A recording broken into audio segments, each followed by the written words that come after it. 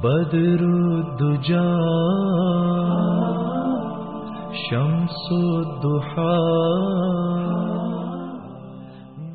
बिस्मिल्लाहिर्रहमानिर्रहीम। वल अअवाज़ु अल मुशारु इलैहा ला यहताजु इला मारिफति मिक़दारिहा फ़ी जवाज़िल बै'i। यहाँ से मुसन्निफ़ रहमतुल्लाहि अलैह मबी और समन के अहकाम को बयान करना शुरू कर रहे हैं। अव्वलन मुसन्निफ़ मबी और समन का एक मुश्तरका हुक्म बयान फरमाएंगे। उसके बाद पहले समन के अहकाम ज़िक्र होंगे और उसके बाद मबी के। इस इबारत में समन और मबी का एक मुश्तरका हुक्म, एक बड़ा कीमती ज़ाब्ता मुसन्निफ़ रहमतुल्लाहि अलैह बयान करना चाहते हैं। उस ज़ाब्ते से पहले ये सुन लें कि जो चीज़ हम ख़रीद रहे हैं, जो चीज़ मबी है, उसकी तायीन होना बड़ा ज़रूरी है। वो मुतय्यन होना चाहिए कि कौन सी चीज़ हमें लेनी है। मसलन आप किसी किताब की दुकान पर गए, आपको जो किताब लेना है वो किताब मुतय्यन होना चाहिए। आप यूँ नहीं कह सकते कि मुझे कोई भी किताब दे दो, मबी मजहूल नहीं होना चाहिए, इसलिए कि जहालत अगर होगी तो झगड़ा होगा। और याद रखें, शरीयत में बड़ा कीमती ज़ाब्ता है कि जो चीज़ मुफ़ज़ी इलन निज़ा हो, यानी जो चीज़ झगड़े की तरफ ले जाने वाली हो, उससे बै फासिद हो जाती है, इसलिए कि जहालत होगी। मसलन अगर मैंने यूँ कहा कि मुझे कोई भी किताब दे दो, अब सामने वाला चाहेगा कि मैं सस्ती किताब दूं और जबकि ख़रीदने वाला चाहेगा कि मुझे महंगी किताब मिले, दोनों में झगड़ा होगा। इसलिए मबी का मुतय्यन होना बड़ा ज़रूरी है। इसी तरीके से जैसे मबी मुतय्यन होना चाहिए, मामले के अंदर ज़िक्र समन को ज़िक्र करना भी बड़ा ज़रूरी है। अब यहाँ पर यह भी सुन ले कि समन, आप आगे दो लफ्ज़ सुनेंगे, एक होता है समन और एक है कीमत। इन दोनों में फ़र्क ये है कि जो कीमत होती है, कीमत ये बोला जाता है मार्केट और बाज़ार के भाव पर। मार्केट रेट को कीमत कहते हैं, जबकि समन कहते हैं दोनों मुआमला करने वाले जो आपस की रज़ामंदी से तय कर ले, जो भी ठहरा ले आपस में। मसलन कोई घड़ी बाज़ार की कीमत तो उसकी 1000 रुपये की है, लेकिन दोनों मुआमला करने वाले राज़ी हो गए 800 पर, 700 पर, 500 पर। तो ये समन कोई भी हो सकता है, ये बाज़ार की कीमत पर भी हो सकता है और समन बाज़ार की कीमत से कम भी हो सकता है, इसी तरह ज़्यादा भी हो सकता है। तो ये फ़र्क है समन और कीमत में। आगे आप मुस्तकिल इन दोनों लफ्ज़ों को बार बार सुनेंगे, इसलिए यहाँ पर इनकी वजाहत कर दी गई कि समन ये आपस की रज़ामंदी से जो तय किया जाए उसे कहते हैं, जबकि कीमत कहते हैं बाज़ार और मार्केट के रेट को। तो तायीन मबी और ज़िक्र समन ये इसलिए ज़रूरी है ताकि बाद में किसी किस्म का कोई झगड़ा ना हो, किसी किस्म का कोई इश्तिबाह और इल्तिबास न रहे। तो मुसन्निफ़ यहाँ से ये बतला रहे हैं कि तायीन मबी और ज़िक्र समन ज़रूरी तो है, लेकिन अगर मबी और समन, मैंने बताया चूँकि मुश्तरका हुक्म है दोनों का, मबी और समन का, ये दोनों अगर मुशारुन इलैह हों, मुशारुन इलैह यानी इनकी तरफ इशारा किया जा रहा हो, ये सामने मौजूद हों, तब इनके बारे में कुछ बताने की ज़रूरत नहीं, न मिक़दार न सिफ़त। मसलन कोई शख्स गेहूँ ख़रीदने के लिए गया, दुकान वाले के दुकान के सामने ढेर पड़ा हुआ था, उसने उसकी तरफ इशारा कर दिया कि भाई ये गेहूँ है और इतनी इतनी कीमत में ये आपको दिया जा सकता है। अब उस ढेर की ना मिक़दार मालूम है और ना उसकी सिफ़त मालूम है कि ये किस किस्म के गेहूँ है, लेकिन चूँकि सामने पड़े हैं, आगे चल के कोई झगड़े का इम्कान नहीं है, इसलिए मुसन्निफ़ बतला रहे हैं कि अगर वो मुशारुन इलैह हो तो उसकी मिक़दार जानने की कोई ज़रूरत नहीं है, बै जायज़ हो जाएगी। तो यहाँ से वही ज़ाब्ता बतला रहे हैं कि वल अअवाज़ु अल मुशारु इलैहा के इवज़, चाहे वो समन हो या मबी हो, चाहे जो भी हो, अल मुशारु इलैहा ऐसे हों कि उनकी तरफ इशारा किया जा रहा हो, तो ला यहताजु इला मारिफति मिक़दारिहा फ़ी जवाज़िल बै'i, तो बै के जायज़ होने में उसकी मिक़दार को जानने की ज़रूरत नहीं है। वल अस्मानुल मुतलक़तु ला तसिह्हु इल्ला अन तकून मअरूफ़तल क़द्रि वस्सिफ़ति। जी, जैसे कि पीछे आपको बतलाया गया कि एक मुश्तरका हुक्म बयान करने के बाद मुसन्निफ़ अव्वलन समन के कुछ अहकाम को ज़िक्र करेंगे। यहाँ से बतला रहे हैं कि अगर समन मुतलक़ हो, समन जैसे कि मैंने बतला दिया, मुतआक़िदैन के आपस की रज़ामंदी से जो भी रेट तय हो जाए उसे शरीयत समन कहती है। तो फरमाते हैं कि अगर समन मुतलक हो, मुतलक होने का मतलब ये है कि ना उसकी मिक़दार बतलाई जाए ना उसकी सिफत बतलाई जाए। सिफत जैसे कोई शख्स दुकान पर गया और उसने यूँ कहा कि भाई मुझे आप शक्कर दे दो, मैं आपको समन दूंगा, मसलन यूँ कहा उसने मैं समन दूंगा। अब ना उसने मिक़दार बतलाई कि कितने समन देगा, ये तो हो गई मिक़दार की जहालत, और ना उसने सिफत बतलाई कि मैं कौन से समन दूंगा, रियाल दूंगा, डॉलर दूंगा, पैसा दूंगा, दिनार दूंगा, दिरहम दूंगा, ये हुई उसकी सिफत। तो उस शख्स ने अगर समन को मुतलक इस्तेमाल किया कि मिक़दार की भी जहालत हो, सिफत की भी जहालत हो, तो इस सूरत में बै सही नहीं होती है। तो मुसन्निफ़ वही फरमा रहे कि बोल अस्मानुल मुतलक़तु, अगर समन मुतलक हो तो ला तसिहु, बै सही नहीं होती है, इल्ला अन तकून मारूफ़तल क़द्रि व सिफ़ति, इल्ला ये कि मिक़दार और उसकी सिफत मालूम हो। व यजूज़ुल बैअु बिसमनि हालिन व मुअज्जलिन इज़ा कानल अजलु मालूमन, और जायज़ है बे नक़द समन के बदले, व मुअज्जलिन और उधार समन के बदले, इज़ा कानल अजलु मालूमन, लेकिन उधार की एक कंडीशन है, वो ये कि उधार समन के बदले उस वक्त बे जायज़ है जबकि उस उधार की मुद्दत मुतअय्यन हो, मालूम हो। मसलन आपने अपने किसी दोस्त से कलम ख़रीदा और जब समन देने की बात आई तो आपने यूँ कहा कि भाई मैं ये समन आपको दे दूँगा, अब कब देगा ये आपने बतलाया नहीं। तो देखिए ये उधार बे हुई तो सही, लेकिन इस उधार की मुद्दत मालूम ना हो सकी, तो ये अजल में, ये मुद्दत में जहालत है। और फ़ुक़हा ने इसे मुफ़ज़ी इलन निज़ा होने की बिना पर कि कल को दोनों में झगड़ा होगा, उसका दोस्त कहेगा मुझे जल्दी से चाहिए पैसे, मुझे जल्दी दे दो, ये कहेगा कि मैंने कहा था दूंगा, दूंगा से मतलब मैं 1 महीने के बाद दूंगा, सामने वाला 1 हफ़्ते के अंदर मुतालबा करेगा, ये 1 महीने के बाद देना चाहेगा, तो किसी भी किस्म का झगड़ा हो सकता है। इसलिए यहाँ पर ब्रेक लगा दिया गया कि अगर आप उधार मामला करना चाहते हैं तो जायज़ तो है, लेकिन उस वक्त जबकि मुद्दत, उस उधार की मुद्दत मुतअय्यन हो। अच्छा, कभी कभी यूँ हो सकता है कि बै तो की गई नक़द, इजाब हुआ, कबूल हुआ, उसमें उधार का कोई ज़िक्र नहीं था। मैंने कहा कि आप मुझे कलम दीजिए, मैं आपसे कलम ख़रीदना चाहता हूँ, सामने वाला तैयार हो गया कि भाई इतने इतने का कलम है, इजाब हुआ, कबूल हुआ, आप पीछे पड़ चुके हैं कि बै मुनाक़िद हो जाती है। बै होने के बाद जब सामने वाला मुझसे पैसे मांगने लगा, तब उसे मैंने यूँ कहा कि भाई पैसे इस वक्त तो जेब में नहीं है, ऐसा करो मुझे ज़रा मोहलत दे दो। तो अब इस बै का क्या हुक्म होगा? तो याद रखें कि ये अब उधार वाली बै नहीं है।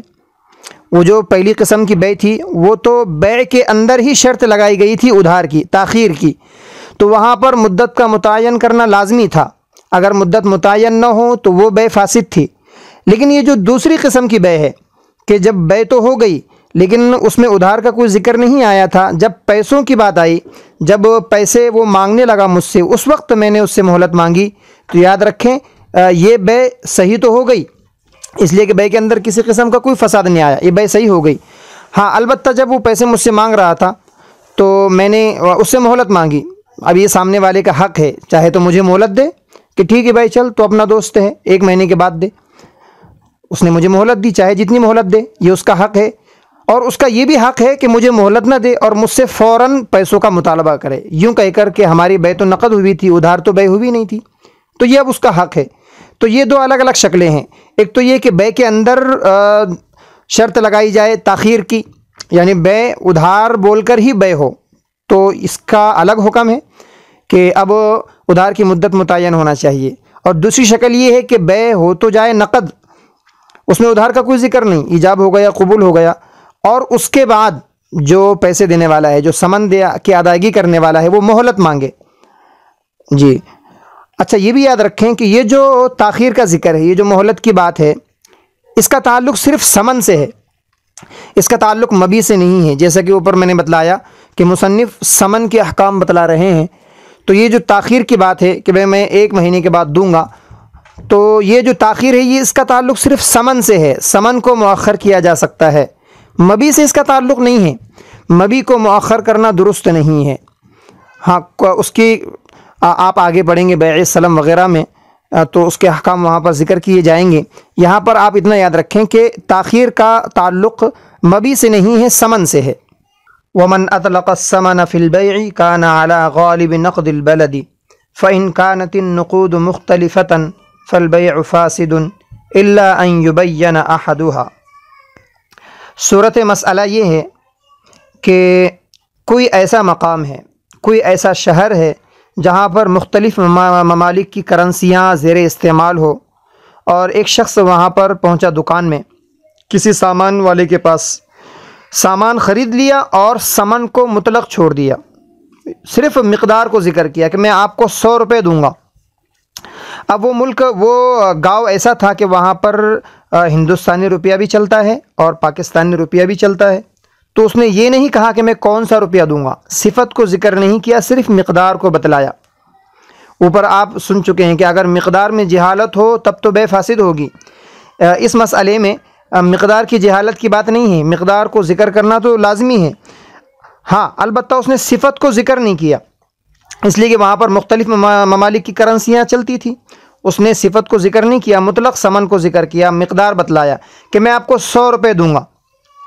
तो बज़ाहिर तो इसमें भी झगड़ा है कि दुकान वाला चाहेगा कि मैं हिंदुस्तानी रुपया लूँ जो कि ज़रा महंगा है, जबकि जो सामान ख़रीदने वाला है वो ये चाहेगा कि मैं पाकिस्तानी रुपया दूँ कि वो ज़रा सस्ता है हिंदुस्तानी रुपये के मुकाबले में। तो बज़ाहिर तो झगड़ा आएगा, लेकिन एक वजह तरजीह मौजूद है। वो ये देखेंगे कि वहाँ पर गालिब नकदी कौन सी चलती है, रिवाज किसका ज़्यादा है। जिस सिक्के का रिवाज ज़्यादा हो उसे तरजीह दी जाएंगी। मसलन वो मकाम हिंदुस्तान से नज़दीक है तो वहाँ पर गालिब नकदी हिंदुस्तान की चलती होगी, तो अब तरजीह हिंदुस्तानी रुपये को देंगे, यानी उस शख्स को ये कहा जाएगा कि आप हिंदुस्तानी पैसा दो। और अगर वो बस्ती पाकिस्तान से नज़दीक हो तो जाहिर सी बात है वहाँ पर उनकी नकदी, उनका सिक्का ज़्यादा चलता होगा, तो अब उस ख़रीदार से कहा जाएगा कि आप पाकिस्तानी पैसा दो। ख़ुलासा ये कि जब किसी ने ऐसे मकाम पर जहाँ मुख्तलिफ़ नकदियाँ चलती हो, मुख्तलिफ़ सिक्के चलते हों, लेकिन कोई एक सिक्का गालिब हो, किसी एक सिक्के का रिवाज ज़्यादा हो, वहाँ पर उसने ये नहीं बतलाया कि मैं कौन से पैसे दूँगा, तब भी ये छोटी सी जहालत गवारा हो सकती है, चल जाएंगी कि एक हमारे पास वजह तरजीह मौजूद है। हम यूँ कह सकते हैं कि भाई इस गांव में फ़ला सिक्के का चलन ज़्यादा है, तो आपने जब चीज़ ख़रीदी तो आपके ज़िम्मे वही समन बनते हैं। लेकिन अगर फ़इन कानतिन नुक़ूद मुख्तलिफ़तन फ़ल बैउ फ़ासिदुन, हुआ यूँ कि तमाम ममालिक की जो करेंसियाँ थी वो चलन में यकसा थी, सबका चलन यकसा है, कोई सिक्का गालिब नहीं है। उतना ही चलता है हिंदुस्तानी पैसा, उतना ही चलता है पाकिस्तानी पैसा, तमाम और भी जो दिगर ममालिक हों उनके सिक्के भी, उनका चलन भी उतना ही हो, तब क्या होगा? तब तो ज़ाहिर है झगड़े का इम्कान है। तो वही कह रहे हैं कि फ़इन कानतिन नुक़ूद मुख्तलिफ़तन, अगर नकदी मुख्तलिफ़ हों, सिक्कों का चलन मुख्तलिफ़ हो, अलग अलग रुपये चलते हों, फ़ल बैउ फ़ासिदुन, तो जी हाँ, अब उस वक्त बै फासिद होगी। लेकिन यहाँ पर एक बात यह है कि उनकी मालियत भी मुख्तलिफ होना चाहिए। मसलन हिंदुस्तानी 100 रुपये हैं, इसकी मालियत महंगी हो, और पाकिस्तानी जो 100 रुपये हैं उसकी मालियत उससे कम हो या ज़्यादा हो, मालियत मुख्तलिफ हो, चलन यकसा हो, तो उस वक्त का हुक्म यह है कि बे फासिद होगी अगर सिफत को ज़िक्र न किया जाए। इल्ला अन युबय्यन अहदुहा, इल्ला ये कि उन तमाम सिक्कों में से, उन तमाम नुक़ूद में से किसी एक की वजाहत कर दी जाए। मतलब मसलन जो ख़रीदने वाला है वो ये कह दे कि भाई मैंने जो आपसे सामान लिया है इसके बदले में मैं आपको हिंदुस्तानी पैसा दूंगा, तो जी ये उसने अब मुतय्यन कर दिया। या यूँ कह दे कि मैं आपको पाकिस्तानी पैसा दूंगा, जो भी है वो उसकी वजाहत कर दे। ख़ुलासा ये कि अगर वजह तरजीह मौजूद हो तब तो बे के फासिद होने का हुक्म नहीं लगाएंगे हम, जो गालिब नकदी हो उस पर महमूल कर लेंगे। लेकिन अगर नकदियाँ मुख्तलिफ हों, मालियत में, चलन में तो यकसा हो लेकिन मालियत में मुख्तलिफ हो, तो उस वक्त बे के फासिद होने का हुक्म लगाया जाएगा। वयजूज़ु बैउ अत्ताआमि वल हुबूबि कुल्लिहा मुकायलतन व मुजाज़फ़तन, और जायज़ है गंदुम की बे। ताम का इतलाक़ अहले अरब हिंता पर करते हैं, गंदुम पर। वल हुबूब ये हब्बुन की जमा है, दिगर गल्लाजात, दालें वग़ैरह, गेहूँ के अलावा दिगर गल्लाजात को कहते हैं। तो फरमाते हैं कि गेहूँ और दिगर गल्लाजात की बे जायज़ है। कैसे? मुकायलतन व मुजाज़फ़तन, चाहे कैल करके हो या अंदाजे से हो। मुकायलतन ये कैल से बना है। कैल आपने देहातों में देखा होगा कि ख़वातीन पीसने के लिए जो अनाज वगैरह देती हैं तो वो पैमानों से माप करके देती हैं, तो ऐसा करके देने को कैल कहते हैं, मुकायलतन कैल करके देना।